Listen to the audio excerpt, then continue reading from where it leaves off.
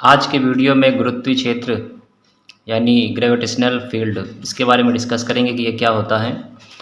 तो किसी पिंड के चारों ओर का, तो सबसे पहले जानते हैं कि पिंड का मतलब क्या होता है। देखिए, पिंड का मतलब कोई बॉडी आप समझ सकते हैं, कोई इंसान भी समझ सकते हैं, कोई पत्थर भी समझ सकते हैं। इनको हम पिंड कहेंगे। जो ठोस हो उसको हम पिंड कहेंगे। जैसे उल्का पिंड, तो वो पत्थर, तो उसको भी पिंड कहेंगे। तो किसी पिंड के चारों ओर का वह क्षेत्र, तो कोई पिंड है और उसके चारों ओर का जो एरिया है, जहाँ कोई दूसरा पिंड जो है गुरुत्वाकर्षण बल का अनुभव कर सके।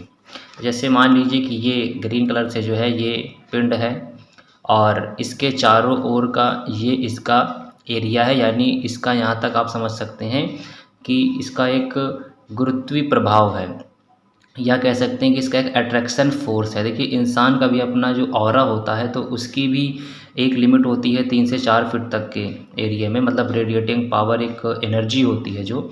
तो इंसान में भी जो ऑरा है वो भी एक दूरी तक रखता ही अपनी क्षमता, एक एरिया रखता है। तो इसी प्रकार से ये कोई पिंड है और इसके चारों ओर का ये जो एरिया है, यहाँ तक इसमें अट्रैक्शन फोर्स है, आप समझ सकते हैं, यहाँ तक की चीज़ों को ये अट्रैक्ट कर सकता है। या मान लीजिए एक चुंबक, जैसे आप मान लीजिए मैग्नेट, तो मैग्नेट का भी एक एरिया होता है जहाँ तक वो चीज़ों को अपनी ओर घसीट सकता है।